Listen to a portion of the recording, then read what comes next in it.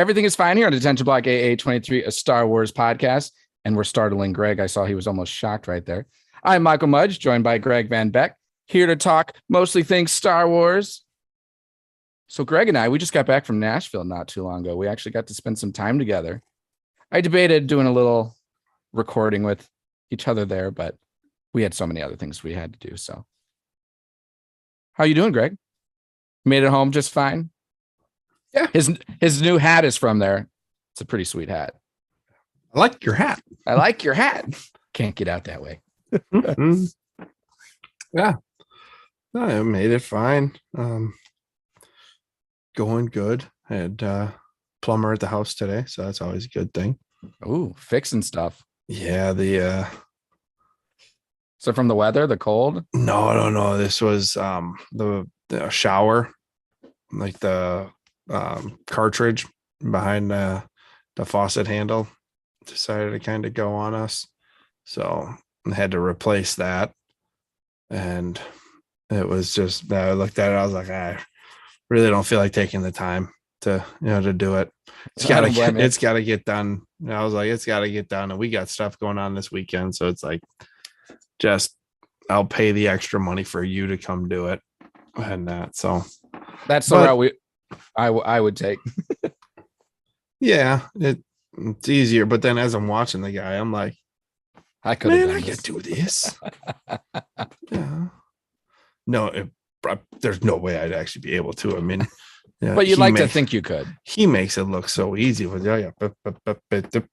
but plumber's been doing it for years and years. I mean, he's an expert, so you hope so. At least you hope you actually hired an expert. Hopefully. Yeah. I don't. Here's the thing though. Like, I mean, if you are a plumber and you're having to deal with crap, like literal crap, literally, every day, you're either going to get out of it or you're going to become an expert. Like, I mean, like in my mind, that's how it goes. Like, you're not just going to be like sitting there chilling, like mid-range plumber. Like, you're either going to know what you're doing or you're going to get out, because if you don't know what you're doing, then you got to deal with the crap for a longer period of time. Whereas if you know what you're doing, cut that crap right out. So you're saying hire someone that's older, not younger. Because if they're younger, they're too risky. Not necessarily. They may have been born into it. Well, that could be. They could have been around it their whole life. Right.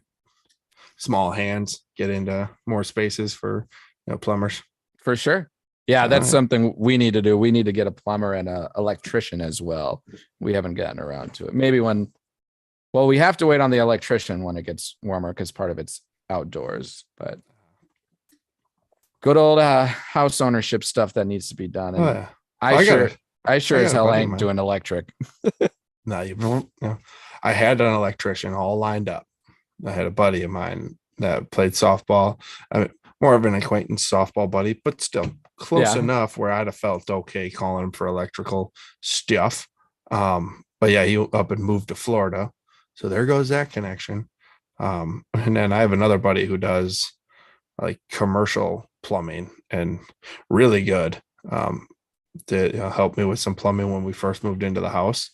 Okay. But it was like, I'm not, I asked him for that one. It's like, I don't want to go to the well, too many times.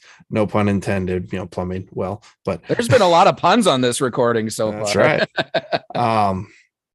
It lends itself to it. That's it. Yeah. It just does. But yeah, you don't want to, tap into your friends for, those types of favors. I mean, obviously he does commercial plumbing. So if he did residential plumbing, well, then I'd call him up and just go, hey, send someone from the company or, you as, with the company, and then I'll pay you and I'd float him work that way. Right. But otherwise, yeah, you keep that, those favors small. And this, I was like, well, I think it's a small thing, but if you get behind the behind the actual faucet, and who knows how deep this may go. So yeah. But yeah, so that was my afternoon, was plumber at the house. So not bad, but would you classify hiring like a friend to do work like that? Would you have that fall under "don't shit where you eat" type of an expression? Does that kind of overlap a bit? I would throw it out there to them and kind of let the friend like, hey man, like you are under no obligation. But because for myself, I would feel kind of weird, like if I, having drinks with the friend and go, oh yeah, I just had a plumber over the other day working on, why didn't you ask me? Working on my shower. Dude, I could have done that. And it wouldn't have been, and if it's not that favor, like if I talk to him, go, yeah, I had that. And he goes, dude, get a hold of me. We could have done that. You and I could have knocked that out, no charge, this, that, the other. Yeah. That's one conversation, but which would have been, I don't want to overstep, that. You let them approach you in that situation. But if it's his business, all you're doing, you're giving your buddy, it's not like you're asking for a discount or you're just, hey, I need this. You have a company that does this. That's the same as like when I go get my cars. Whenever, at least a car, or I did in the past. We'll see what the future holds. But every 3 years, I'd go and I would go to my brother. Yeah. He gets the sale, but he doesn't have to really do anything. It's not like he's got to really sell me on anything. Right. He'd call me up, go, hey, your lease is up. Bring that car in with the extra keys. I got your new one, at the lot. Okay. We go. He points it out. Yeah, that's the one right over there. Let's go sign some paperwork. Okay. And you go. So I think that part, for me at least, is if you're not asking for like an off the job favor, like, if they own the company and they're going to do it during business hours, I don't see an issue with going to your friends for it. If it's after hours and you're looking for a little help, to each their own. Right. I don't know that I'd feel comfortable, asking for, you got to keep the favors within reason. Yeah. Because at some point you got to pay back the favor. So if you're asking for $1 million favor and you can really only afford to ask for $100 favor. Yeah. Well, and you don't want to feel like you're taking advantage of someone, and you don't want to put them on the spot either. Like if they don't want to do it, now they're like, well, what happens if I say no, type of a thing. So, and that's it. Yeah. And that's where, you put it out there, to them. Hey man, here's what I got going on. What do you're in the industry. What do you think? Right. And then let them make their decision. Right. No, that's a great way to approach it. Yeah. But I know all you listeners out there, I don't know how interested you're in our lives, but hey, but we're going to talk about it because, hey, we're friends and we want to catch up. Even though, again, I got to see Greg not too long ago, which it was really nice to be able to hang out with you, spend some more time with you. I told that story so the listeners and viewers just picture me taking a shower. Guilty. No, I'm just kidding. But what we really are trying to do, I'll spin it this way at least, is we know there's a lot of excitement with the newest season of Mandalorian dropping. So it dropped yesterday. We were able to watch it, and so we're caught up. We couldn't record yesterday at the time of the recording. If you're watching this live on YouTube, then it dropped yesterday. Right. Otherwise, March 1st. Right. So it dropped on Wednesday. Because it's the 2nd for us today. That's right. Now, so, but speaking of live, if you are in our chat or you listen to us right now, as always, drop a line, ask your questions, bring some input. We'll make you a part of the show just as much as we are. We appreciate all the conversations. Questions, comments, concerns. All of them. All of them. That's right. All of them. All of them. And we will definitely be getting to Mandalorian, but we'll hold that off to the end because we have more to say about that topic. Well, not the end. Not the end. Give us maybe like 15 minutes, 10. Give them the show sheet. Just give them the whole. Give them the show sheet. Give them the rundown. Here's the bullets. It's got to be like a speech. Right. First, I will speak of this, and then this, and you got to lay out what you're going to talk about, and then go into. It's the agenda. You have to set the agenda. You remember the old speech class? Oh yeah. First, tell them the 3 things you're going to talk about. Then talk about the 3 things. Then tell them about the 3 things you just told them about. But aren't you supposed to always start with one of your strongest points so you capture them? Isn't that part of the speech? Well, you start your speech with it's the attention getter. So it's either a very strong point that like, whoa, or like a joke. Right. Yeah. Yeah. So, something to just grab the attention. I like to grab a mic and go, yeah. Or well, I can't do it anymore. I mean, so we're not or do the Peter Griffin one when he's in the shopping mall where he gets on the intercom. Yeah. No, was it the intercom? And he's like, attention. And then he's like, testicles. That is all. Yeah. Yep. Or I would do like a tug, like at the front and go, ugh. Anyone else put a thong on backwards before? That usually always grabbed everybody. Yeah. Good, because me neither. So yeah, we will get into Mandalorian, but so first got some news bits. We'll talk a little bit about Bad Batch. See, I'm covering the speech program here for you. And then we'll dive into the main point of Mandalorian season 3, chapter 17, the Apostate. And then we'll round it out with our most recent matchups of the best Star Wars video game. So the results of the previous 4 matchups, and then we'll give you the next 2. So only one news bit here. Granted, I don't think this is really anything new. We've talked about this before, but now we're just getting more evidence, further proof that it will likely happen, and it deals with everyone's most current favorite game franchise, Star Wars Jedi. So the director was having an interview isn't it Fallen Jedi? Or no? Well, Survivor is the second one. So Star Wars Jedi Fallen Order is the first one. Survivor is the second one. And so director Stig Asmussen was interviewed by Ryan McCaffrey from IGN Unfiltered, saying that he wants to make it a trilogy. So we've talked about in a previous episode how we just think it is, and we've heard rumors about potentially being 3 games, but Stig is pretty much saying that he has plans for it to be 3. He said even after the release of the first one, he was like, okay, this is the direction we want to go for 2. And if he said that, considering this, he's got plans for a third. I'm so excited. I still have to get my my PlayStation 5, but ditto. Yeah, but I am so excited to see where they go from Fallen Order to this one. Like, how do you connect the story, and then how do you complete the story for the hypothetical third chapter, third game of his trilogy, and then how do you segue Cal Kestis into live action? Yeah, and I think all of those things are going to happen. I think we'll get a third game, and I think he's going to be brought into live action at some point.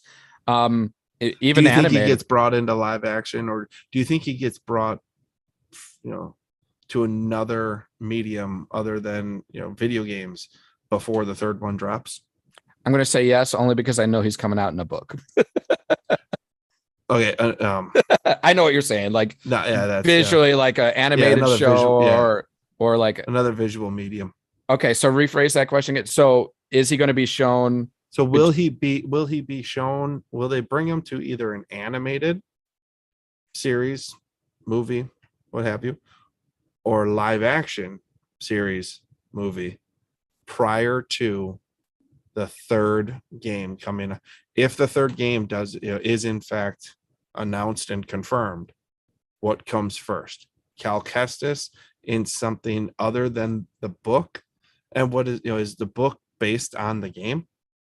The book is in between both games, but so it relates to the games. Yes. Yeah. So it still takes a medium off of the games, but the story still reflects what's being portrayed in the games. So do they bring Cal Kestis? Do they connect Cal Kestis to a current known storyline for any of the other characters in Star Wars? Do they connect Cal Kestis to the known saga before they release the third game? I think that's a great question. And one, again, I'll send that out to all of our listeners. Let us know what you think in the chat, even right now. Let us know. As for my answer, how many years was it between Fallen Order and 3? this next game? Did it come out in 19? 2019 sounds right. Like December or no, like November 2019. November 2019 Ooh. at 6 p.m. Central Standard Time, November 10th. That's I love what that they got the time. I believe you. Oh, I believe that's you. what it says, man. It's great. How do they figure that out in stores? That's probably the street date. They probably have a time for street date, which means that if you take it to the register before that time, it will decline a transaction. Okay, so and now fast forward to, so it's been about what, 2.5 years? Did it get pushed back? 3.5 years. Did Survivor, Lone Survivor, did Fallen Order? was it? No, Fallen Order was 19. Survivor got pushed back, yes. Survivor was supposed to be last year, wasn't it? Yeah, and I think it even got pushed back further again. Because I think they pushed it back another couple of months. I want to say 90 days. I forget. To now? Now they've pushed. Yeah, because now like it's recently, because it was since you've supposed got to come out in March. Yeah, so why don't you look it up again when the new release date is? No, April 23rd is of April this- 28th of 2023. Yeah, okay. it was supposed to come out March 17th. Announced will be delayed. New release April 20. Okay, Yeah, so it did so delay that a month. Yep. But even still, if it was supposed to come out last year, you're looking at 3 years, 3.5 years. Hypothetically, if they stay, like you put 2025 out there as just a. Okay, so that's not as far away as I thought. Will he by the end of 2025? Will Cal Kestis be in an animated show or movie, or If he is, it's going to be a brief cameo. It's not going to be anything major. After the gaming trilogy completes, I think you might see a more involved Cal Kestis. So do you think he's kind of like Cad Bane was? No. Yeah, I think that's a good way to put it. Only because I think they're going to let what's his name? I just said it. Stig, the director of the game. Mm-hmm. I think they're going to let him play out his story first. And then once he's done, then he'll open it up for others, content creators. Where would he fall? Like within the current content that's out there, where would you be able to bring Cal Kestis in? Obi-Wan Kenobi show, if they did another season. Okay, because we've talked. You remember, like Quinlan Vos in The Path, you have that, and in the game you have. He gets the hold of that. What do they call those? The box cube things. The Hulk, like a holocrons or whatever like that. They got a hold of one of those that had all the younglings and whatnot. I know they destroyed it, but still, like, they're aware that there's all these kids force sensitive out there, and they might go and try to help them out here and there. So, and I do think you're right. That is probably the closest one to, because he was, after Order 66, and then, kind of where he was at. So yeah, I guess timeline wise, The other one is Ahsoka show. I mean, that's later on, because I believe the Ahsoka show is going to be taking place in our current timeline with like the Mandalorian, which, you've already gone through the original trilogy at that point. So Cal Kestis would have to make it survive to the original trilogy time point. So, 0 BBY. And then from there on to where we are now in the Mandalorian, he would also have to survive. So, which means that he's going to get, pretty old. Yeah. He'd get fairly old, but I mean, so you can connect him in the Mandalorian and the Ahsoka show, but okay. I think that there's a reason why his character in the game looks a lot like him as a person. That tells me they want to bring him into live action at some point. but he doesn't he doesn't look too old. So it would be too hard to put him in that timeline of Ahsoka and Mandalorian. You would need to more keep it to around like an original trilogy or Obi-Wan Kenobi show kind of time frame. Now, of course, there's a lot you can do. What about Andor? Yeah, you could put him into Andor. Put him in the Andor timeline. But I just think that they want to. You could. I think they don't want to go into like Jedi and stuff in that show. Yeah.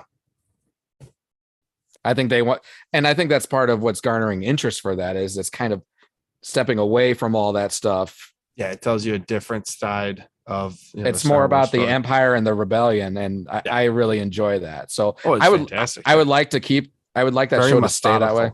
Mm-hmm. And yeah, so no, so thought popped into my head. Yeah, no, I think that's a great question, and it's not, in my eyes, it's not a matter of if, it's a matter of when. And to your point, it's a matter of trying to figure out where in the timeline they're going to put him. So we'll see.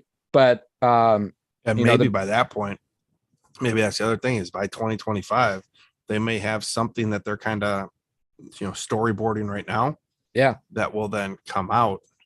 Yeah. Yeah. And maybe he'll look old enough to put him in like the Ahsoka show or something like potentially. That. Yep. So we'll just have to wait and see. And you could always throw a helmet over him or something like that. I don't know. But yeah, the director said that he's quoted, "I always wanted to see this as a trilogy. How can we take Cal and the crew to new places beyond what we're doing in the first game?" So I think I would put money on that there's going to be a third game that comes out. Because, I mean, if you say it's based off the success of game 2, the second game is going to be successful. Star Wars fans and video game players are going to eat that up. So there's no question mark there. As long as the gameplay, matches what the first one had and the storyline. I mean, the storyline for the first one was amazing. Yep.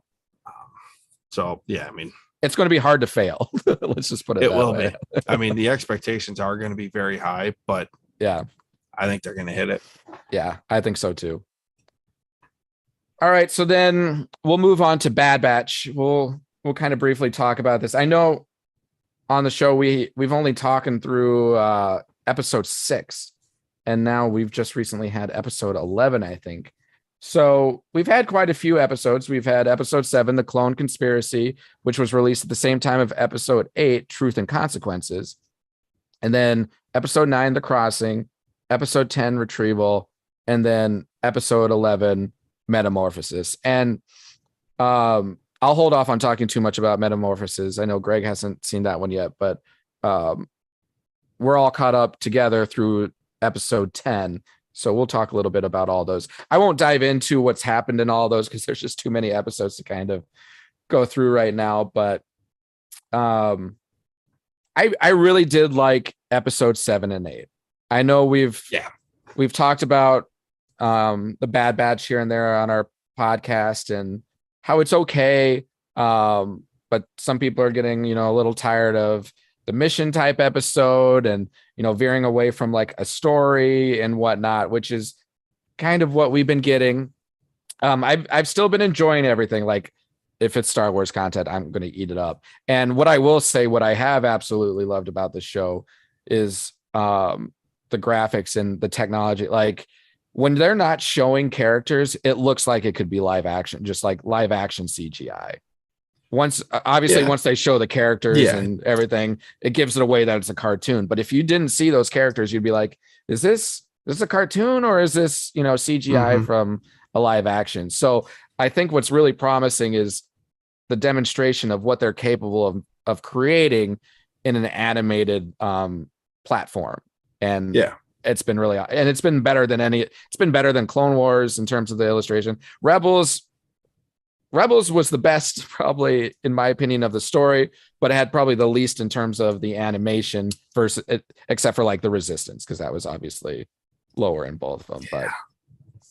But like I said, I really did like episode 7 and 8. Like I was captivated and I was drawn in with that. And I think what the big thing was for me here was just the demonstration of the manipulation Palpatine has, the control, and like the ideas that he has in his head and how he makes it come to fruition. So he has this bill that he wants, the stormtrooper, he wants to enact his stormtroopers.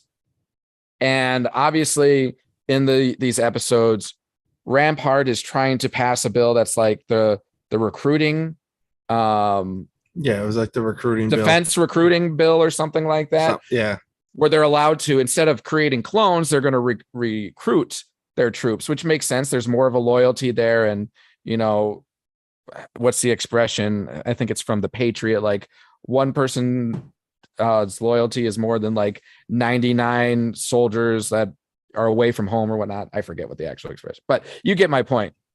And he uses that situation to kind of throw Rampart under the bus to get the bill that Palpatine actually wants for the stormtroopers. And I did not see that twist happening at the end. Well, there. That was it Captain Rex?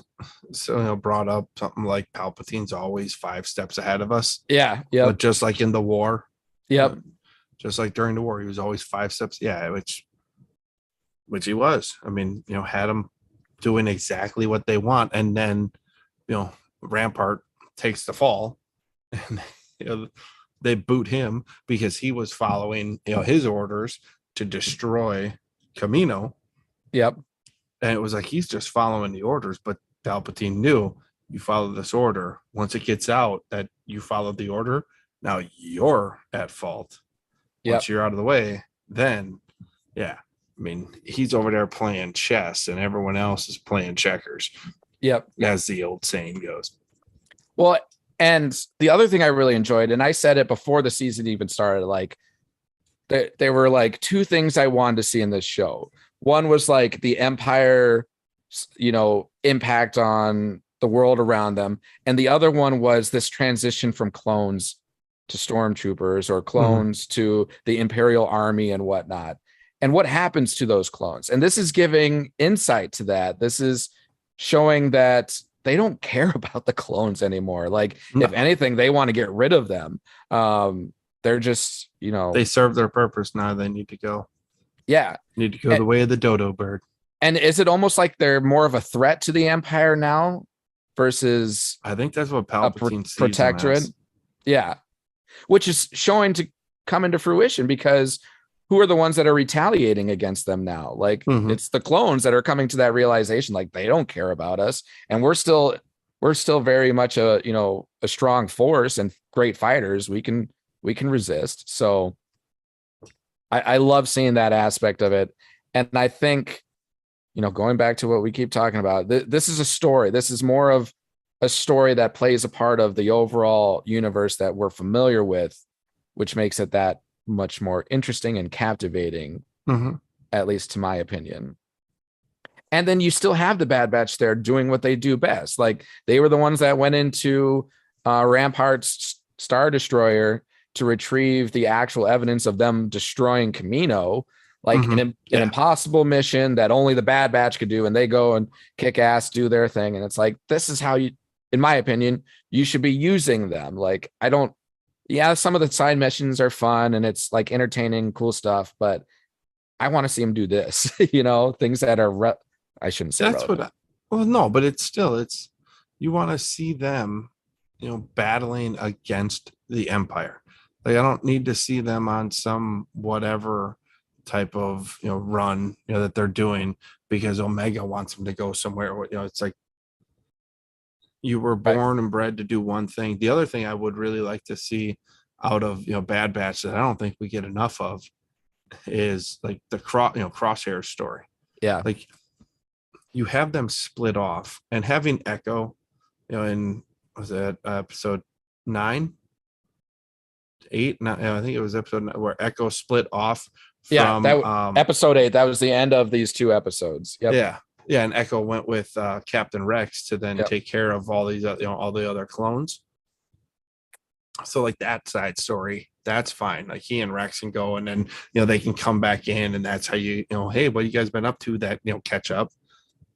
But Crosshair, his story, him joining the Empire, and now you're questioning, is he still is it the chip that's making him do what he wants, or do what he is doing, or is it his just own free will that, hey, this is who I am. I'm a bad guy. I want to be in the Empire. Tell me his story. Yeah. I don't need, you don't need to have it where it's, 50% of the episode is Bad Batch, 50% of the episode is, Crosshair. But it feels like it's been 4 episodes since you've really seen him. Yeah. I mean, the only one you really saw him was the one where they go to that separatist system to free the captive, like, admiral or from the Empire. And then Crosshair executes, and they were with Cody. They're with Commander Cody in that situation. And then Cody goes AWOL after that. Yeah. So it's been since then, I think, since we've seen Crosshair, so as you were saying that, so I've got a question for you now then. So let's group 3 stories together. You've got, the current Bad Batch story. So you Hunter, Tech, Omega, and Wrecker. So that's one story. Then you've got Crosshair's story. And then you've got Echo and Captain Rex's story. Heck, you could even throw Cody's, which I think Cody's is going to intertwine with Rex and Tech at some point, or Echo at some point. Which of those 3 stories are you more interested in, or rank those stories in terms of interest, what you would like to find out?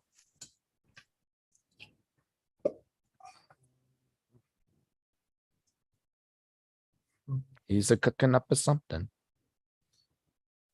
The Rex, Echo, and Cody. That one's 3. Okay, so that's bottom of the pack. That was the 3rd one. Yeah, it's interesting, but it's like in my mind, the story of Crosshair and then the story of the New Age Bad Batch, I guess you can I'll call them. Sure. Where Omega takes over for Crosshair. Those, in my mind, those storylines should be going parallel until they go perpendicular, until they kind of merge, to come together. Like, here's what the Bad Batch is doing and how it's leading them to an ultimate matchup against Crosshair. Okay. And here's what Crosshair is doing, within the Empire that will then ultimately lead to a battle with the Bad Batch. And there may be some other, stormtroop, some of the newer stormtroopers, the Imperial Army, as it were. Yep. So I think those, honestly, I'd be more interested in, with those 2 stories, I'd be more interested in Crosshair's story within the Empire and what they do with him being a clone. Do they just kind of, like, in my mind, he still works his way up? Yep. Because while Palpatine doesn't fully trust the clones, Crosshair proves his worth and is like the sole clone that, but now he's got to overcome these other members of the Imperial Army and the officers that are looking at him like, hey man, you're a clone. So they look down on him for it. So like that story. The other part is, with Omega, there are times within that story where it's like, all right, I'm done with it, because whatever the story doesn't grab my attention. So I would go Crosshair and his story, then New Age Bad Batch, and then the old guard. Yeah. And I think that's fair. And would you say that part of it too has been a product of what we've been getting so far too, with all the Bad Batch? Yeah. That, the stories and the side missions and everything, where you're more like, okay, I get where we are at for the Bad Batch. Can we see what we're doing with Crosshair at the moment? Yeah, that 100%. That's what it is. Okay. Yeah. I probably feel pretty equivalent to your thoughts there. And I will say, I know you haven't seen the most recent episode. Going back, Omega doesn't really have much to do. Well, she does, but at the end of the episode, they give an indication that there's more to Omega's story that's left to be told. And I think we've had that thought in the back of our head. Like there's something we here. have. There's something here, but it's like we've been teased this whole time and we're not really given any true solid. It's more slow playing. Yeah. Because they really slow played that during like the first season. It's like, let's move it along a little bit. Yeah. And I think this is just giving more evidence to that and how it relates back to Palpatine. So it's there, but it's like, quit teasing me. I want to see it. I want to know. Mm-hmm. And at least it tells me that they're going to get there. It's just they're drawing it out a little bit. I want to find out. But yeah, I think I won't say this most recent episode is better than 8 and 9, or sorry, 7 and 8, because those are the standout episodes to me. There's always a reason when they put two together that it's going to be meaningful. But this one's probably my next favorite out of all of them this season. So, okay. And I will say, and we'll kind of jump into it in our next segment, because we're getting, as of this past week and for the next, 4 or 5 weeks, we're going to get a new Bad Batch episode along with a new Mandalorian episode on the same day. And I'm super excited for the Mandalorian. I will say I was a little more impressed with the episode from Bad Batch this week than the Mandalorian. That's not to take anything away from the Mandalorian, because it's still such a great show and I'm really looking forward to it. But we'll kind of dive into there. And so spoilers, if you're listening and you haven't watched the recent chapter for Mandalorian, so season 3, chapter 17, The Apostate, here's your time to put us on pause. Or Greg's like, if you haven't watched it yet, what are you doing with yourself? No, not that. The title, Apostate. Like every time I hear it, I just think prostate. What? The Prostate. Well, that's a weird title, but you have my attention, I guess. So let's just 30 minutes of Mando getting a prostate exam. Make sure he's still healthy enough to travel. He's getting older, man. Yeah, once you reach that age, man, you gotta check. Which is important to note. John Favreau made it a point to say that there has been some time that has passed between. It was like 2 years. Yeah, about 2 years. 2 years from when Grogu went to go train with Luke. So I would, and I'm just going to give kudos to Andor again, because they started that show and they gave you that time. They gave you the date on when this was taking place. Like, can we do that with more Star Wars content so we have an understanding? Like, we don't need John Favreau to tell us it's been 2 years or whatever. If you just give us where we're at in the timeline as, an indicator. Yeah, that's my 2 cents. But yeah, so that gives a lot more context about Grogu's abilities now and what he's learned. So he spent a good amount of time with Luke Skywalker and has honed up on his skills. And again, that show those episodes were part of Book of Boba Fett. So if you haven't watched the Book of Boba Fett, you were probably pretty lost when you watched the first episode of The Mandalorian this season. Like, how did Grogu end up back with Din? Didn't he drop him off? They were just like Carl Weathers' character. Like, what the? Why do you still have the kid? I thought you You completed. dump him? But you see what happened. Well, and before we dive into the actual episode, because we'll kind of break it down a little bit. First, just want to find out like your overall opinions of the episode, Greg. Mando, like I told you, I mean, it's because it had been, I wonder if this is what they're just gonna do every time, but because it had been so long since the last season, they kind of gave you that, reintroduction to everything. That's really what it was about, was just reintroducing. If I had to give it a letter grade, I'd probably, C+, B-, still passed, still entertaining. Yep. But not fully what I was expecting. It just, I don't know.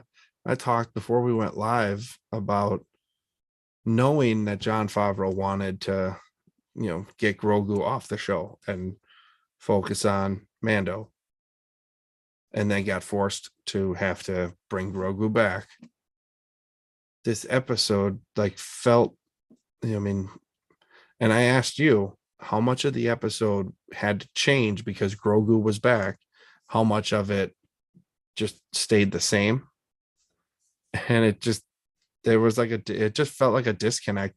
The other thing I was thinking, as I'm as I was watching it, was, all right, this is where I got to go, but first I got to go do this. Yep. It's like, why is it always, I gotta do this side mission. Yeah. Just go. The just one go, thing, man. just go kick some backside, man. I don't understand why you got to constantly be bouncing around.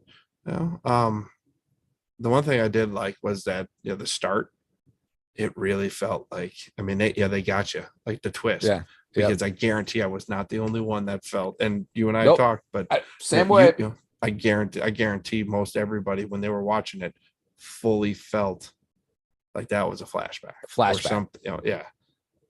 That was not current, time. Well, and do you think that was intentional? Because there were so many things a part of it that would make you think that way. Like, one, the kid could very easily pass as a young Pascal, that could easily be a young Din. Two, they're surrounded by tons of other Mandalorians. And if you recall where we were last time with the group, it was just the armor and a Vizsla's character. Mm-hmm.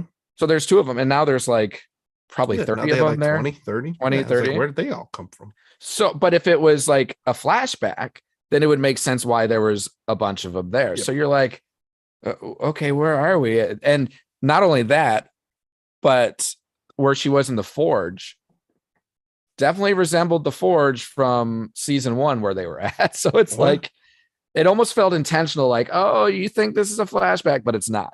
Mm-hmm. Yeah, so I fell victim to it. Same thing with me. So I fully thought that. And then the other thing that was I kind of got real excited about and then kind of let down was when they mentioned pirates.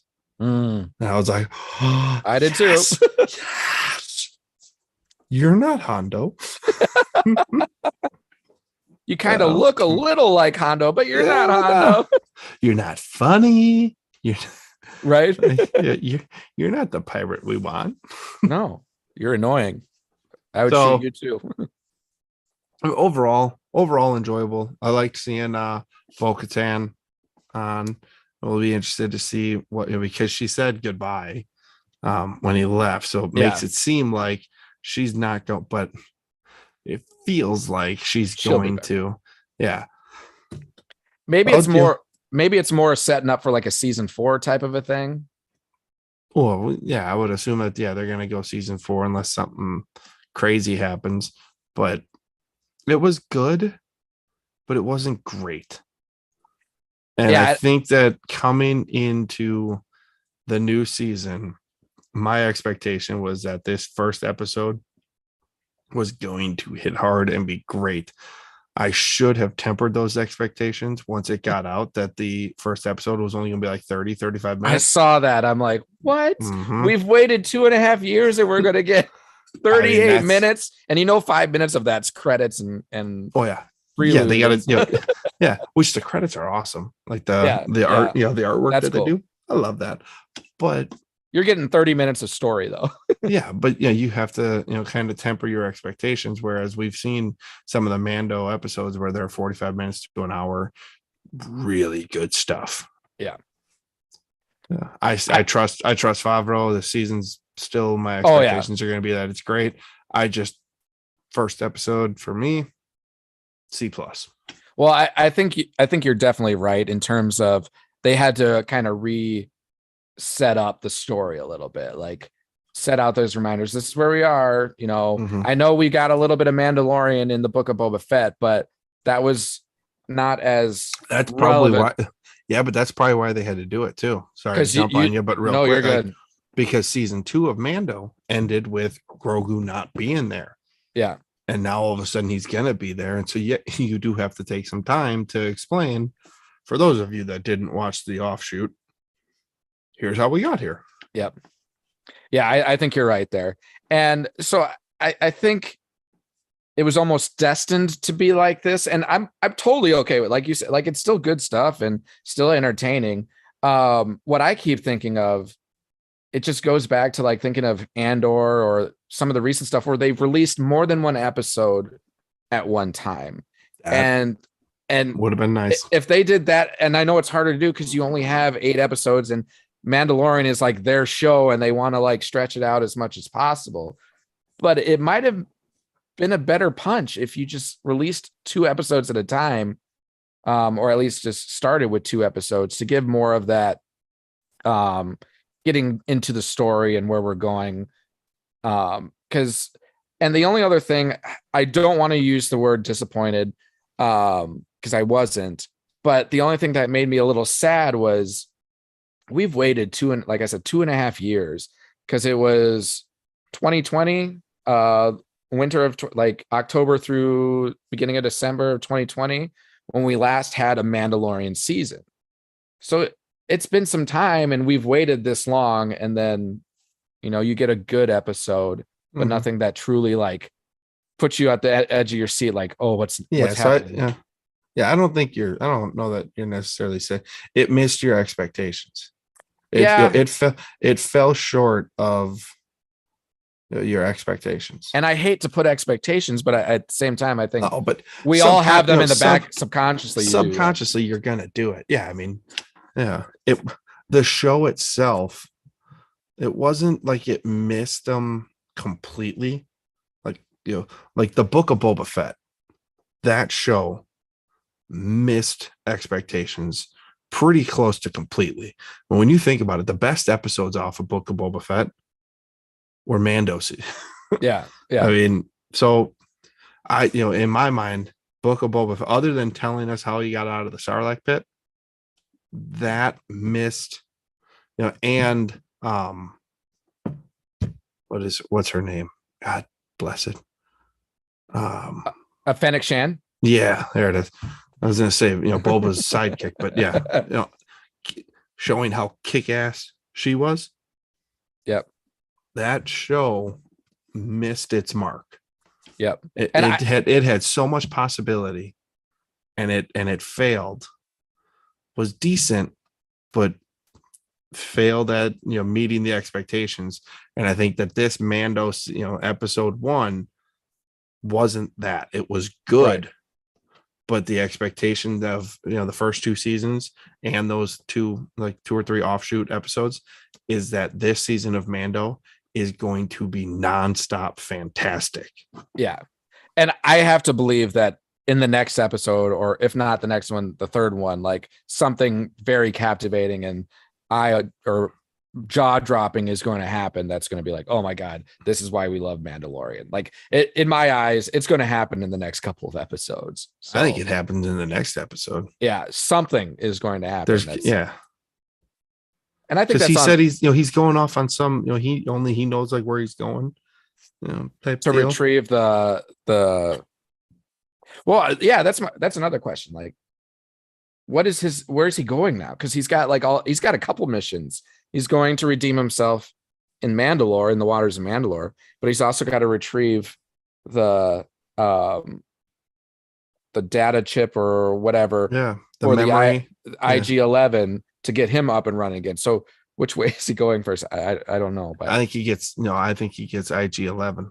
That's my I think he's got to get IG-11 up and running. But then here's my thing: how does he travel with IG-11? His ship ain't big enough. Well, Grogu comes to the cockpit with him. Maybe IG-11 is just in his crams in there, or you just connect him to the bottom. I mean, he's a droid. Are we almost there? Yeah, he's a droid. He doesn't need to breathe. Just stick him on the outside. Yeah. But trade it with a kid in town, straight up. Right. Oh, good Dumb and Dumber reference. Get a second pair of gloves. Well, we're in the Rockies. Well, we're on Hoth. Yeah, exactly. All right. So just kind of jumping into this episode. So breaking it out a little bit. So it starts with a Mandalorian initiation with a youngling being conducted by the armorer, and they come under attack by this large, like turtle alligator creature. Where Mando comes in, saves the day with his N1 starfighter by destroying it. I thought that was a pretty cool creature. I feel like that's now a theme. Was it the first episode first episode of the season 2 that they went for the crate dragon with Cobb Vanth, wasn't it? Was it the first episode? I believe it was, because that was a longer episode. It was like a 50-minute episode. Potentially, yeah. So you're starting with these creatures, and if you go back to the very first episode, you have that water creature that comes and grabs the ship. After he gets the bounty, the aqua blue guy. Yeah. So there's this theme where was that. Then there was the rhino.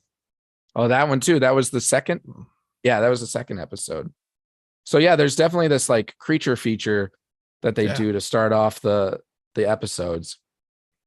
And then Din and the armor discuss how Din must still be redeemed within the waters of Mandalore. Otherwise, he's still not considered Mandalorian due to taking his helmet off. And the armorer says that it's not possible due to the destruction of their homeworld.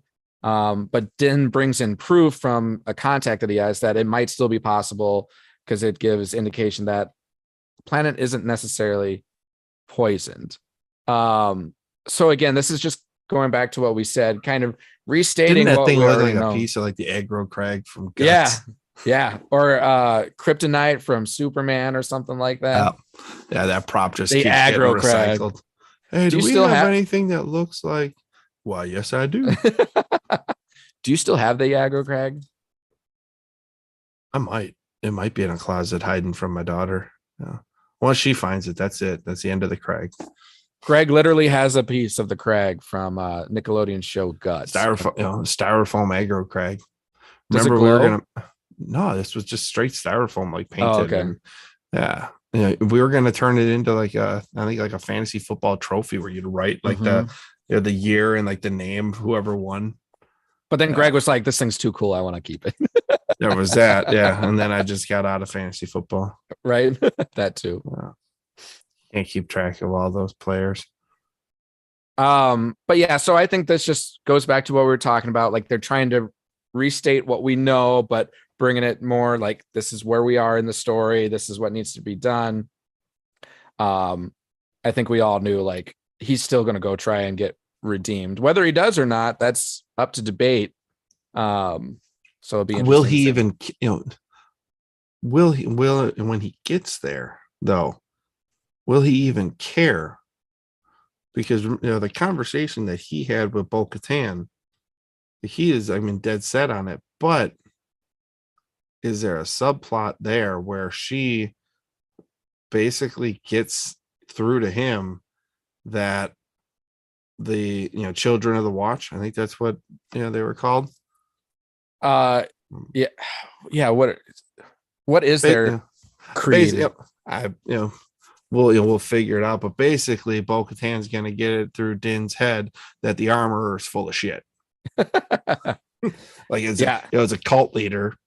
So were you at Bo-Katan is the Night Watch, right? Is that what you're thinking? So like they're the Night Owls, the Night Watch. Yeah. Mm-hmm. But I think that's more along the lines. So he won't he won't even care to go into the waters, because at some point there's going to be a twist, and he now will take on the armorer and probably with the Darksaber. Yeah. Well, I don't know, and I don't know what's going to happen there, but I do think that there is going to be something. I saw the script. That's what happened. Oh, okay. Where he's going to be like, is it even worth being redeemed? Like, is this really what I thought it was? Or do we need to move on from the times of old? Like, what he's going to be torn between what side? And it's maybe something with Bo-Katan and Grogu gets it done. That's in a way of division. I think it's also going to end up in a uniting, because I think they all still have the same common enemy. And it's like, that's the Empire or the First Order that will be eventually coming. Like really, all Mandalore has ever known is like war. That's what they are, whether it's civil war amongst each other or war against the Empire or the Sith or even the Jedi. Like that's all they do. And maybe like Grogu and Din are going to bring in this like unifying, like we're all Mandalore. Like, I don't know why everyone thinks like one is right or one is wrong, because they're all right. And at the same time, they're all wrong because they should be fighting together. So maybe, and that's where I think, why can't we be friends? Why can't we be friends? But I think that's kind of along the lines of what's going to happen. And like, he's going to get to the water and he's going to be like, no, this is wrong. Like, this isn't really what I thought it was going to be. Why do I need to redeem myself to be a Mandalorian? I know who I am, type of a thing. So redeem yourself. That's an inside joke for Greg and I. Here,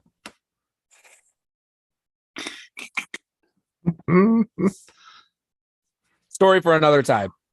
So yeah, Din still plans on going. So him and Grogu fly off to Navarro. And I think this was probably the best scene or the most exciting scene of what's to come. And we get none other than space whales in live action. So Grogu sees Purrgil, which is what those space whales are, from the hyperspace lane.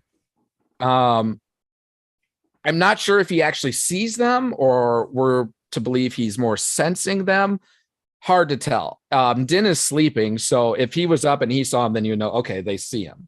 But he was asleep, so that doesn't really give an indication of if they're actually visually being able to be seen there or if he's just sensing that they're there, which I think is important because I think that can tie into one, Grogu's force abilities, and two, Ezra's impact on the Purrgils. So, what do you think? Like, do you think he was actually seeing them or was he more sensing them? It felt like he was sensing more so than that's what I was actually seeing. Yeah. That's what I was thinking. Like if he was actually seeing them, you would have thought he would have like been, hitting Din like, dude, look at that shit. Yeah. And whales. Yeah, there's freaking whales out there, man. Wake up. But so obviously this ties into Rebels. We know it's Ezra on the Purrgils, and this is how Thrawn, the end of season 4 or the end of the whole show. So what is this saying? Is this, do you think, actually trying to connect it in terms of with what we're going to see within the Mandalorian? Or is this just saying like, here's a little teaser of other stuff that you might be getting in like the Ahsoka show or whatnot? What do you think? I think it may have just been, that little Easter egg, like a little, tip of the cap to Rebels. This is where we are. I think that, Jon Favreau, he's got that history with the content that he's created of putting something in the background or referencing something small as it may be, but it connects to a different show or movie or book, comic book, something within Star Wars. And it's just it doesn't play a part in the overall story. Yep. It's never to be seen or heard from again. But for that quick second, it's I see ya. Yep. Well, and I think what's also fascinating is because I can't remember if Purrgil are actually force sensitive or not. I know they have the ability to jump hyperspace, but I can't remember if they're force sensitive. But I do know through Ezra's force sensitivity was able to connect with the Purrgil. Yeah, so that remember. And if the Purrgil aren't actually force sensitive, then it brings in another very interesting aspect.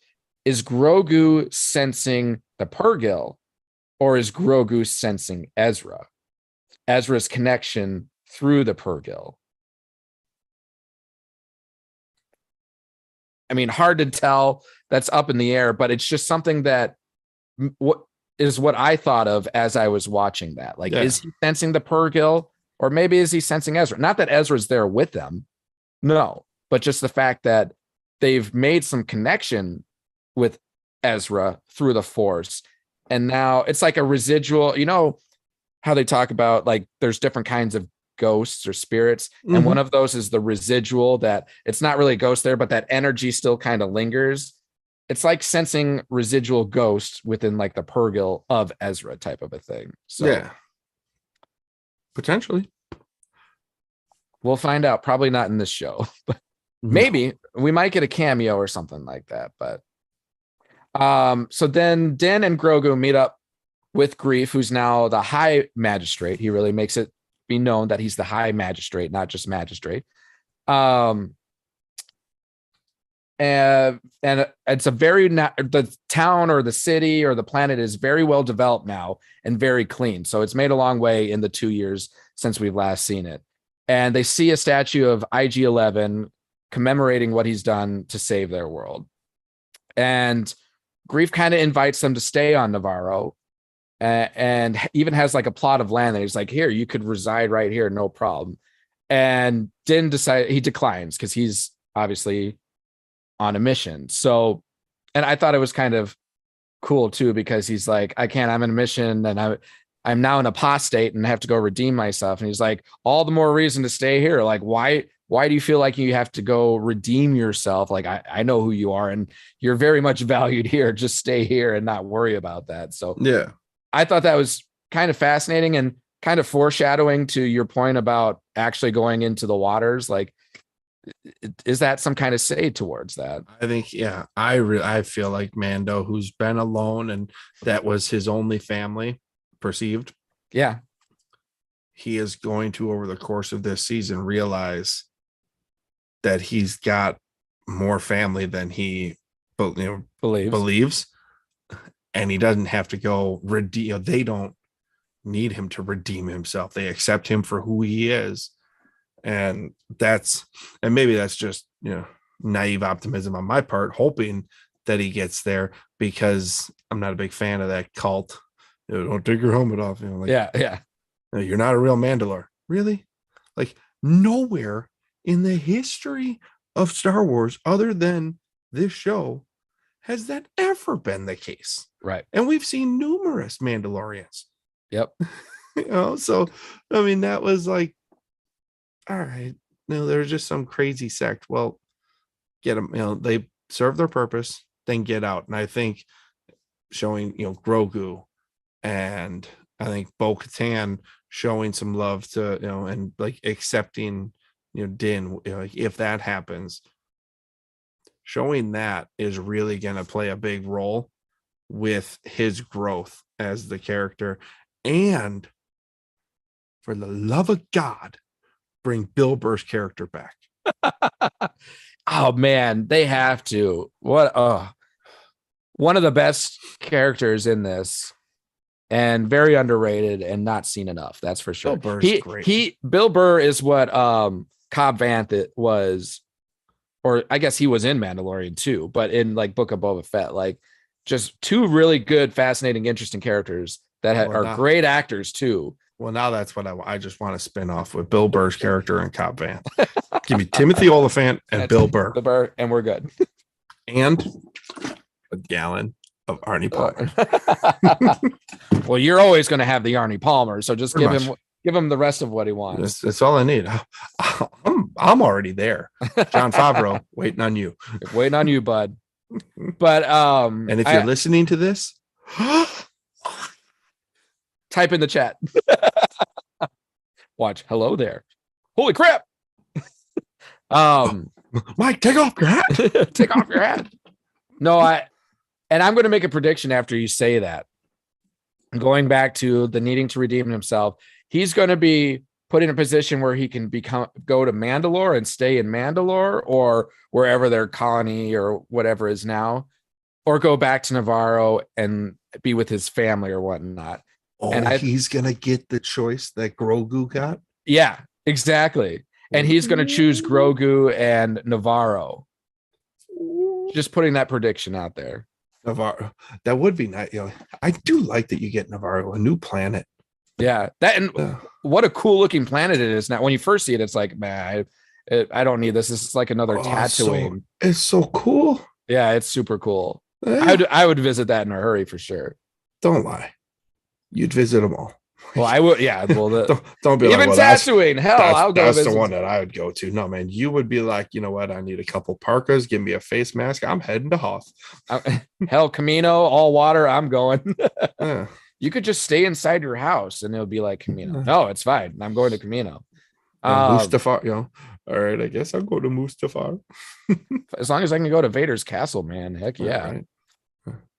But I think that's a common trend in all of these Star Wars shows that we've seen. It's that understanding who you are and where you're from and like family. And I think that's just, the whole mythology like of a hero. That's like the hero's path in general. Is understanding who you really are is part of becoming a hero. That goes all the way back to the first one, though.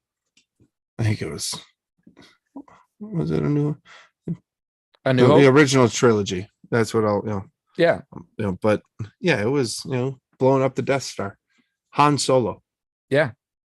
Think about his story. I mean, where he was and had his money, could have taken off. What did he do? He knew that there was more for him in life than the scoundrel living, and and that he could still do it, but that there was a little bit more. And there were people that cared about him, that he cared, because before that, there was nobody, that he cared about, nobody that really truly cared about him. It was always you, hey, I care about you while we're on this mission, but once we get our money, I don't care. Yeah. That deal. And, the first woman that he loved, if you go back to the movie Solo, # make Solo 2 happen. If you go back to it, she turned on him. I mean, it wasn't good. Yep. What's he do? Could have ran off, did his deal. He comes back, saves Luke, arguably the biggest hero in the entire original trilogy. Mm-hmm. Yeah, Luke Skywalker would just be, without Han Solo. It's true, but I think that laid the groundwork for people realizing I'm not alone in this universe.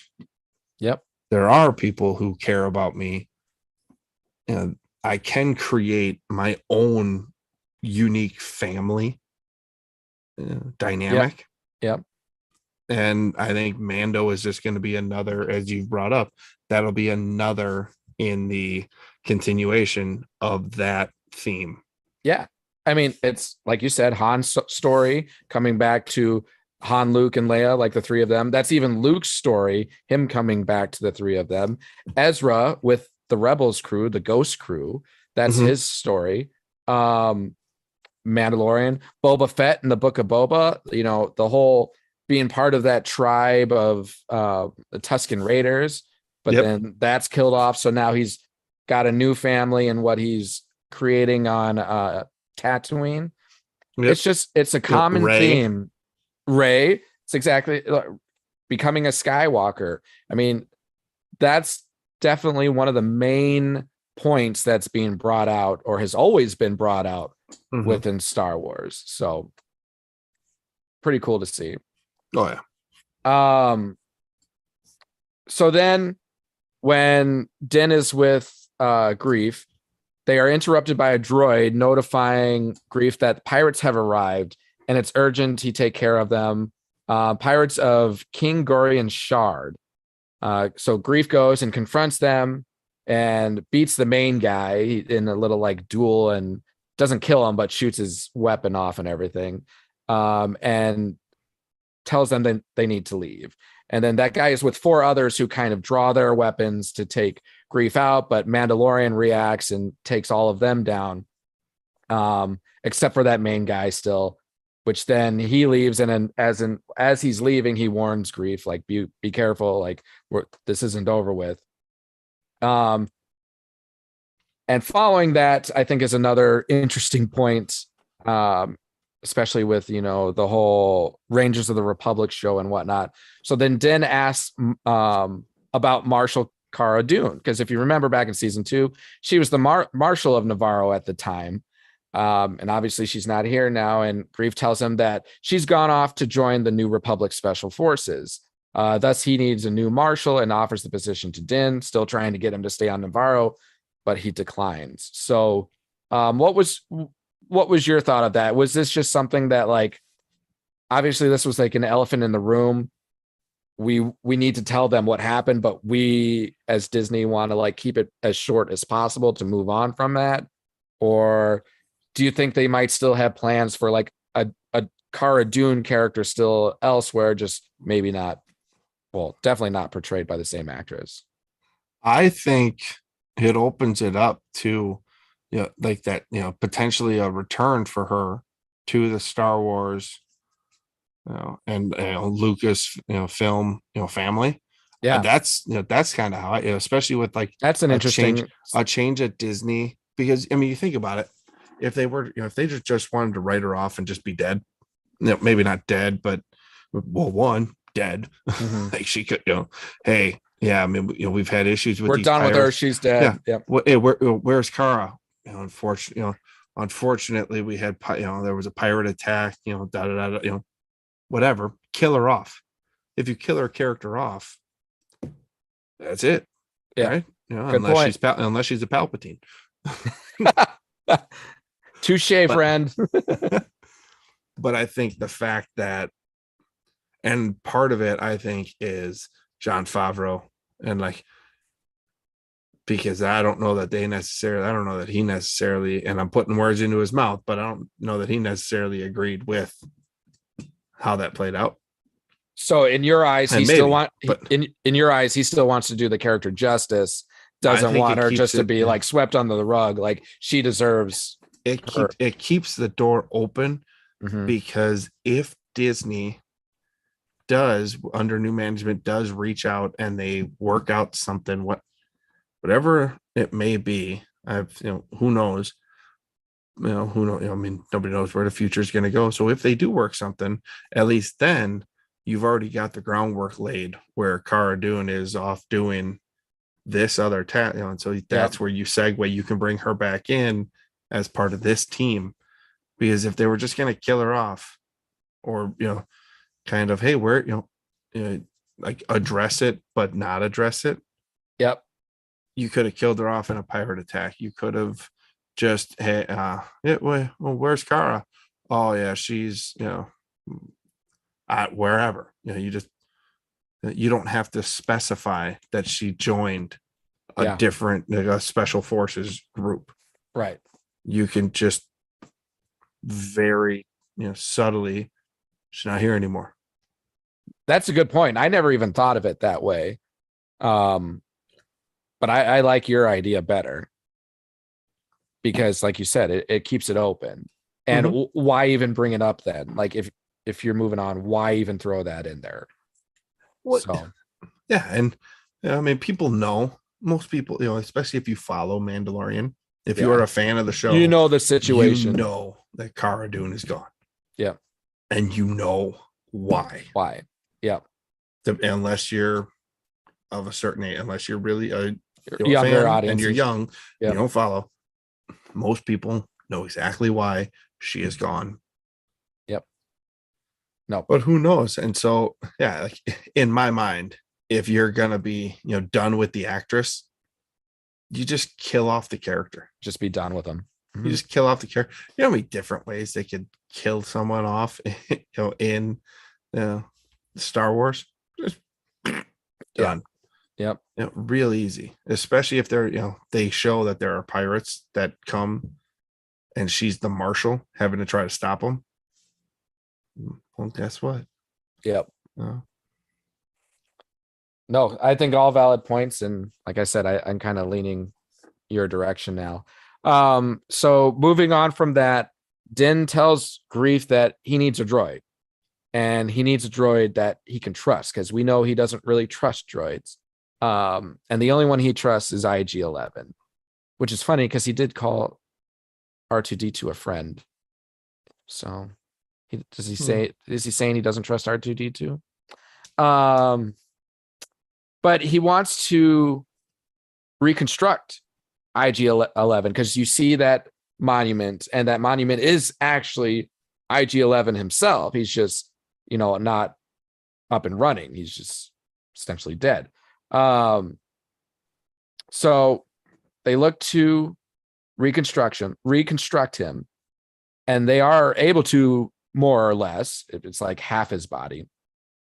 And when they start him up, he turns to his like default protocol, which the objective was to terminate the asset, which was Grogu. So he immediately turns to like kill Grogu, and then they have to like destroy him off again, which that other droid just pushes over that like statue, which that's using your head, right?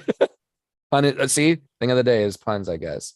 So after that happens, even though it attacked him, Din still wants IG-11. He just wants him reprogrammed. So what do? They take him to some and I think it's Anzelians, the Babu Frick characters species, to get IG-11 repaired and reprogrammed. And they say they can't, as the memory circuit is fried, and it's just too hard to find new ones. So they're like, I can't, no repair. I can't. I love their language and accents and everything. It's fantastic. Dude, that cracked me up when he's like gonna try to translate. And he's like, he is translating. Then he starts like kind of speaking that English. He goes, yeah, I got it. You don't need to tell me anymore. I can hear what he's saying. We're no fix. He says they can't fix it. I love those. They might be one of my new favorite creatures. Those are so freaking awesome. Fantastic. Just the fact that they're like being serious, but like we laugh at them almost. I don't know. Like we can't fix. Yeah. Just like little old people. It's great. They're but Din asks, if I can find a new memory circuit, are you able to fix? And they're like, yeah, we fix. So that was that other mission that we were talking about earlier. Like, is he going to go to Mandalore, or is he going to go find this memory circuit in order to fix it? And I think you're right. I think he'll go get the memory circuit fixed first, because he probably wants IG-11 with him on his upcoming adventures. So Din and Grogu then leave Navarro and then are immediately confronted by that pirate gang. So the pirates we met earlier, their whole gang is ambushing him essentially. And they get into this like fight, this battle near an asteroid field. Yep. And Din, never tell me the odds. Then Din destroys pretty much all of them except for that main guy. And then that main guy leads Din to the main ship, who is captained by that Gorian Shard guy. And then the Gorian Shard guy is like threatening him or whatever. And then Din's like, never trust pirates, and then just essentially hyperspace out of there. The one thing I thought was I didn't really fully understand. So there were 6 total starships that were going up against Din, right? It was like he originally encounters 3, and then there were 3 more that were coming. And then the main captain guy was like, you destroyed 4 of my ships. I'm like, well, there were 6 and 5 were destroyed. So what are you talking about for? Not that that's important. I just, maybe the asteroid took one. Yeah. Or like friendly fire or something. Who knows? Yeah. But just seeing that encounter made me think, knowing the Skeleton Crew show that's going to be coming up is supposed to be pirates. Is this pirate gang going to be playing a part in that crew or that show? Who knows? And that voice sounded familiar to me. The person who does the king or the captain, Gorian Shard. Yeah. Are you able to look up who it? It sounded like the Goblin King from The Hobbit. Have you seen the Hobbit movies? No. Well, I'll let you look that up while I move on to the next part. So Din jumps into hyperspace with Grogu and they escape. And then they head to Khaliva, I think is the name of it. Khaliva, to go to the Mandalorian castle, which is where Bo-Katan is. So they meet up with Bo-Katan. and he says he's there to join her. However, she no longer plans to retake over Mandalore due to her forces kind of melting away. And she says because she didn't return with the dark saber, they kind of just moved on. She asks if Din still has the saber, and he says he does. And she's like, well, then you go lead the forces. And then Din's like, well, he's going to Mandalore to redeem himself. And then they get into this like back and forth, like, oh, that's all phony. It's, it's all myth. There's nothing magic about the waters of Mandalore. It's all superstition. And the planet is poisoned anyways. And Din is like, well, I don't care. I'm still going to go. That's my mission to redeem myself. So, and then that's kind of where the episode ends. So there is definitely a lot that took place in this episode, a lot going on. But it just didn't quite reel us in as much as we were anticipating or thought. And if you want to use the word expectation, I know it's not good to have expectations, but we all have them. So that's where we left off. Did you find the name of the Nunzo Anozi? Okay. Nunzo?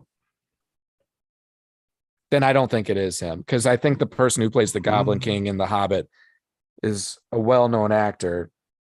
Maybe, who knows? Maybe this person is. He did not play in The Hobbit. This guy's 6'6". Well, the Goblin King is big guy. He's a big fat guy. 6'6". The Goblin King might have been bigger than that. Spell his name for me? Wait, hold on. Wait, The Hobbit. Here, I can look at too. I'll look up the Hobbit King. The Hobbit King. Is the Hobbit TV? No, it's a movie. It's a trilogy. He's not in The Hobbit. Okay.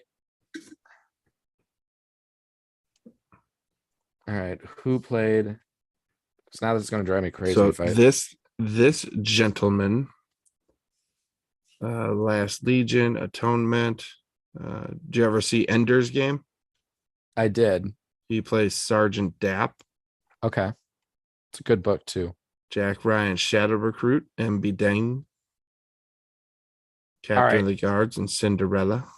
The Great Goblin King was played by Barry Humphries. I believe you. Either way, the voice very much reminded me of that. It sounded very similar, but definitely gave me kind of Pirates of the Caribbean vibes though too. And Zaro Zondoxos, sure, in Game of Thrones. That was this gentleman. Okay. What's his name again? The actor. Nunzu Anuzi. N-U. N-O-N. Non-so. Okay, got it. A-N-O-Z-I-E. Oh, okay. I got him.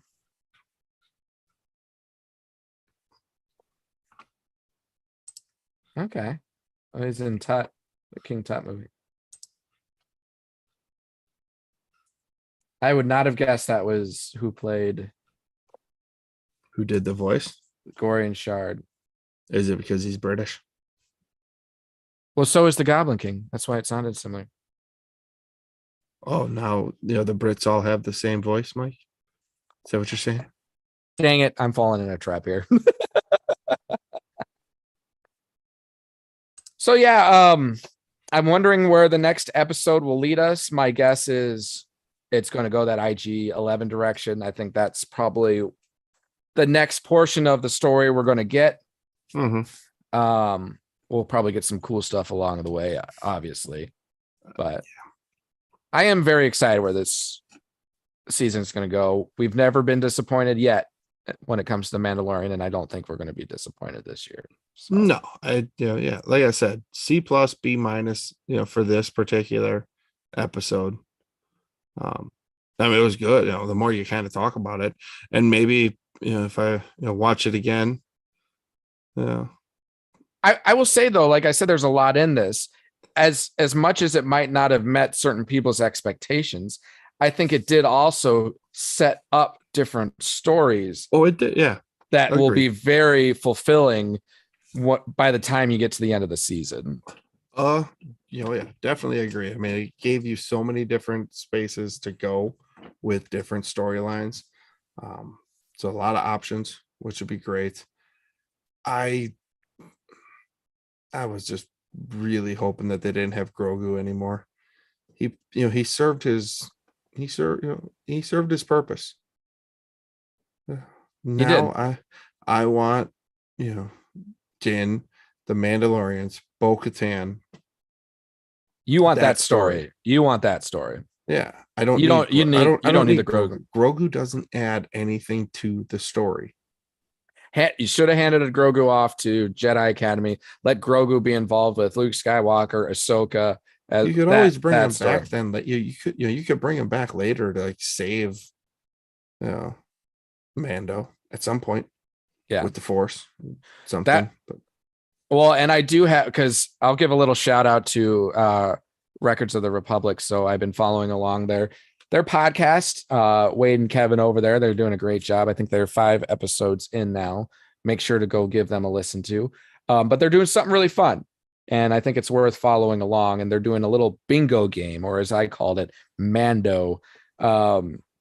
And essentially, you're trying to predict certain things that might happen in the show. If you get it right, you get a box. And if you get 5 in a row or 4 in a row with the free space, you're going to win a prize. But some of the things that I had in my entry, I had Grogu gets a lightsaber. I have Grogu's tunic will end up saving his life one way or another. And then I also had Grogu will make his first kill. That's not like him swallowing like a frog or something like that. He almost took out the one, Boba. Which one?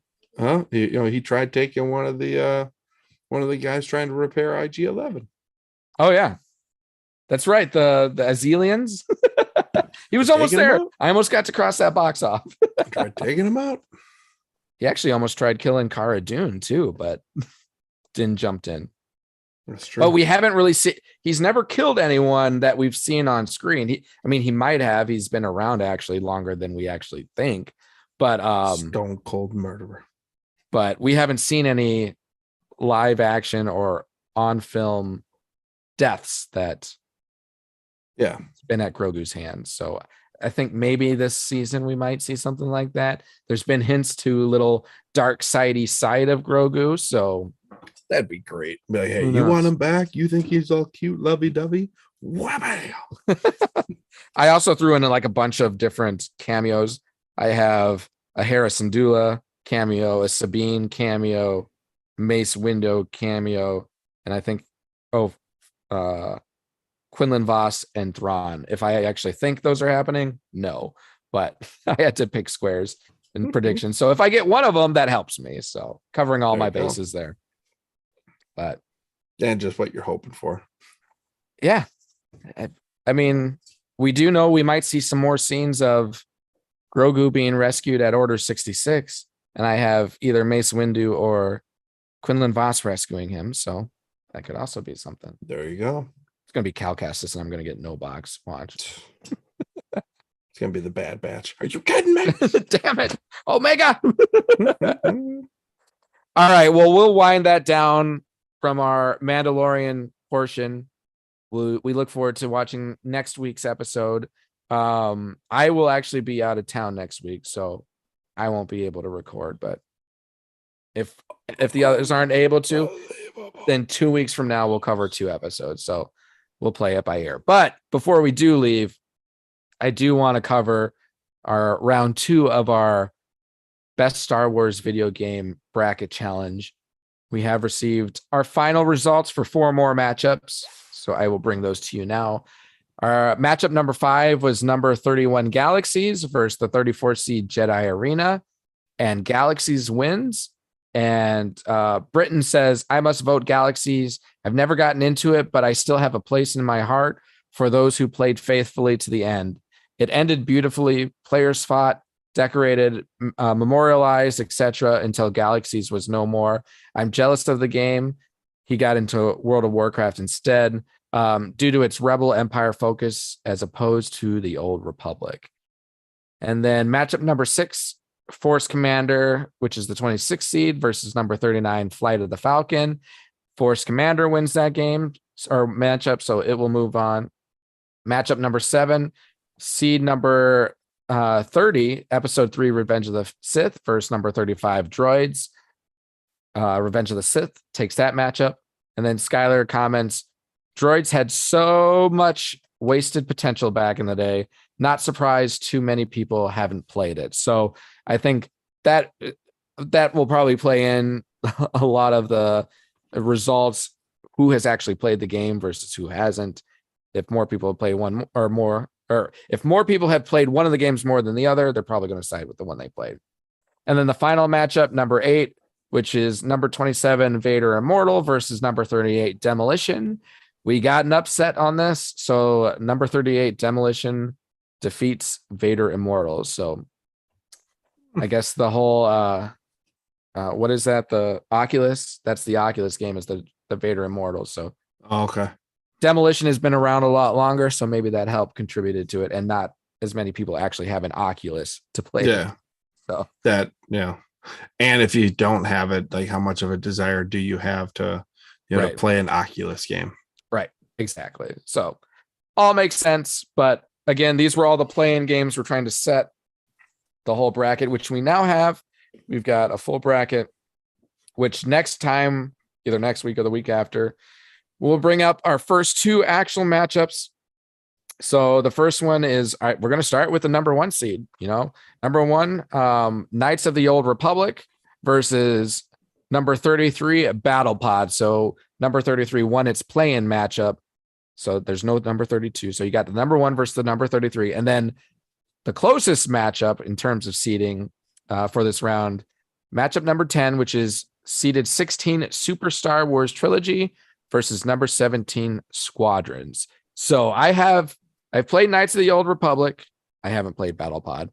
And then I've also played some of the Super Star Wars Trilogy games, and I've also played Squadrons. So Super Star Wars Trilogy, that's a combination of the 3 games that were released for the Super Nintendo that were the original Star Wars game, then Empire Strikes Back, and then Return of the Jedi. So if you recall, we said if there was a franchise of games, more than one titles, they all get looped under one. So that's the case here. So, and I know you've played Squadrons, Greg.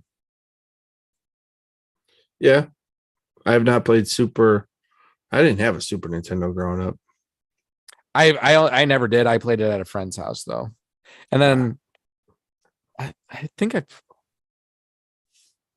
I can't remember, but I played it someplace.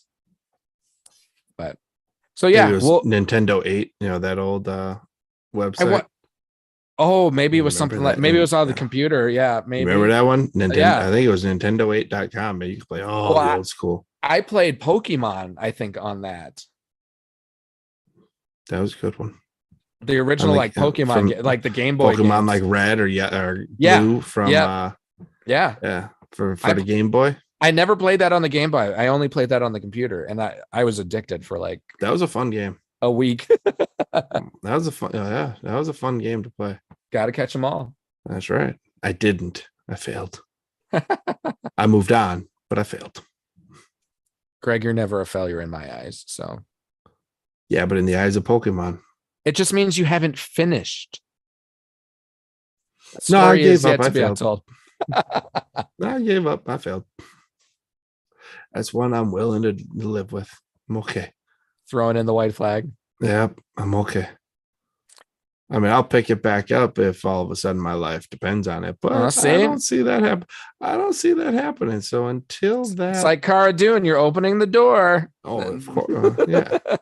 It's not so much a door as it's like a window to the wall. Yeah.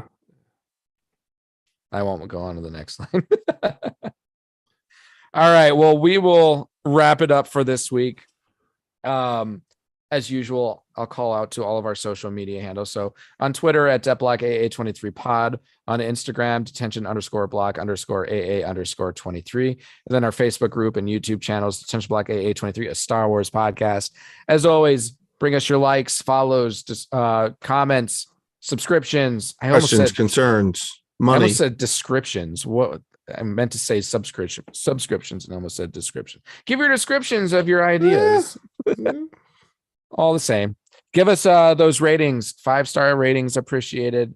Goes a long way for getting our podcast out there, boost us up in the algorithms. So we greatly appreciate anything you can do to help us out. Like I said, looking forward to more Mandalorian and Bad Batch that are going to be overlapping these next couple of weeks. Still in a good time of Star Wars, a lot of content ahead of us. So, and any final things or any further thoughts on the things we've discussed, Greg? I will say I regret and I'm super jealous of your hat. I regret not getting one. I was debating it after you brought it back to the table at the brewery, Tailgate Brewery. That's what that Tailgate Brewery, Nashville, Tennessee. Shout out to them. Go check it out. Tell them Greg sent you to make you pay full price. And since we're speaking breweries, I should shout out to our sponsor brewery, Under Pressure Brewery. So if you're in Minnesota, go to Under Pressure Brewing. If you're in Nashville, go to Tailgate Brewery. That's right. If you're at Under Pressure Brewery, tell them Greg sent you. They won't know who the hell I am. Not yet, until we get you and everyone else over to Under Pressure Brewery to. I gotta get up to Minnesota, but you guys gotta get rid of that snow. All right, I ain't doing that. Right? We only got more. We only got more a couple of days ago. I know. I'm so done with shoveling. There was talk of snow hitting us, and then it all stayed south. It hit Illinois, which I was okay with. I will say we were supposed to get that like 25 to 32 inches like before we were traveling to Nashville. And we only got maybe like 12 to 14, maybe more like 14, but nowhere near what they were projecting. Still a lot. And I felt bad because that's funny. I'm traveling and then I have an unshoveled driveway for my pregnant wife. You should have. When did it snow by you? You should have shoveled before you left. It was snowing it snowed before I left and it snowed after I left. Like it was one continuous storm. And there was one little pocket where we were able to fly out of, but okay. Yeah. Shout out to our neighbor, great guy. Unlike Dustin's shoveling neighbor, he came and plowed our driveway for us while I was gone without even asking him. He just, once the storm was done, I think he probably knows and sees us out like shoveling. Yeah. And he saw like we have 14 inches of snow. I'll bring my plow and help you guys out. So shout out to my neighbor. Thank you for doing that. You helped tremendously a pregnant woman from being I ended up I did that shoveling before the snow came, and we didn't get like really like much of anything. But yeah, before the snow came, I went out there, threw down a layer of salt on the sidewalk in the driveway. That's what I did. And then and then on that Wednesday, last week Wednesday night, it was still flurrying a little bit, but the major stuff was all gone. So I went out there and did it. And then that next morning, I took care of the rest because all the snow was out of the forecast. Yeah. And I think there was like another inch or so. Like it was like just over a dusting, basically nothing major. But I think that fell like on Saturday. Wife tells him down in Nashville, and wife, yeah, it's snow, it's snow. There's snow out there, so I got to look to shovel it. I was like, just wait. You're not going anywhere. Like you and the kid are gonna be home. You're just gonna be chilling in the house for the next couple of days. Like if you want to go somewhere, you can, but you don't have to go anywhere. Yep. And I think it was gonna be like 40 degrees by our house on that Saturday. I was like, just chill. Yep. And by Sunday, it had already all melted. So she didn't have to go out there and shovel at all. So, and that's what I told Colleen too. Like by the time the snow was done and there's 14, I'm like, don't touch it. Please don't go out and touch it. I'll get back. You don't really have anywhere to go. When I get back, I'll take care of it. But then before that even happened, that's when but I did same as you. I laid a layer of salt out there before the snow even hit, just to give you that extra little help in the melting and everything. But But I gotta tear apart the engine on my snowblower and figure out why that's not. At least you have a snowblower. Why that's not starting. And can you take it into your work? Well, I mean, I'm sure that's different, but No, I could probably take it in there and at least like use the area to, you know, hoist it up and Yeah. dump the oil in the gas, get it, situated. So probably reach out and see. I don't know when our big, next big snow. And my dad was, Hopefully no more major big snowstorms. but yeah, growing up, my dad was ruthless, just crack the whip type of guy. Your dad?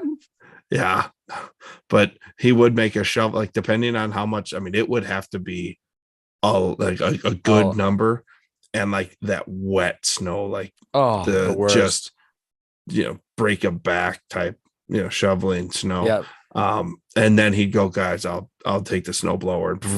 But like if it was like 3-4 inches, if it was less than half a foot, a lot of times I'm not wasting the gas. And it was just like that powdery stuff.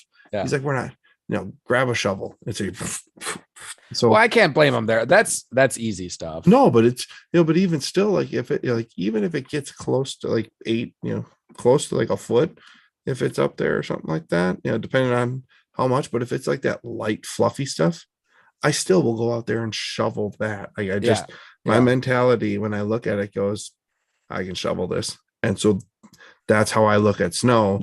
And I'm getting older and it's like, you know what? Kind of want to get into that snowblower stage. Be like, yeah, we're just going to, and so we just got to check it out. I got to actually, do it, stop being lazy with it. And get the thing checked out. So I wouldn't call it lazy. I mean, people who would question that, I feel like, well, try living in the cold Minnesota. Like, if you have to shovel time and time again, it gets to a point like what? Oh, go ahead. I'm not saying lazy as far as like using the snowblower instead of shoveling. Yeah. I'm talking lazy in the fact that, like, I mean, the snowblower, hasn't worked all winter, and I haven't. Okay. Okay. So like, fair. Like, kick myself in the backside to actually go tear apart the engine and and try to get it started. Yeah, that's where I'm being lazy. And I'm being too late. Like, if I wasn't lazy in getting the engine, taken care of, then I could be lazy in snow blowing my driveway. That's my laziness is causing me to not be able to be lazy. That's a conundrum. I just think, like, if people say if you're not shoveling like all the time, you're lazy. Like, at what point when snow is melted and you've got now like 1 inch to 2 inches of ice underneath everything, at what point is 2 inches of snow on top of that going to like change anything? Versus, I mean, it almost helps because ice, you're not getting any traction. If you've got a little bit of snow, you got a little bit of traction. A little bit, yeah. Shoveling every other day gets freaking very old. But as Colleen would say, it is a good workout, and that is true. But sure. So you have kids? Chores, man. I can't wait till they're old enough. All right. And on that note, talking about the Hoth states that we live in, we will wrap this up. So thanks for tuning into us today. Thanks for listening. I hope you have a great rest of your day, rest of your week. Again, if we're not able to bring you content next week, we will follow up the following week with even more, talking 2 episodes of Mandalorian and 2 episodes of Bad Batch. So look forward to talking more Star Wars at that point. I'm Michael Mudge, joined by Greg Van Beck. We are the Det Block AA 23, a Star Wars podcast.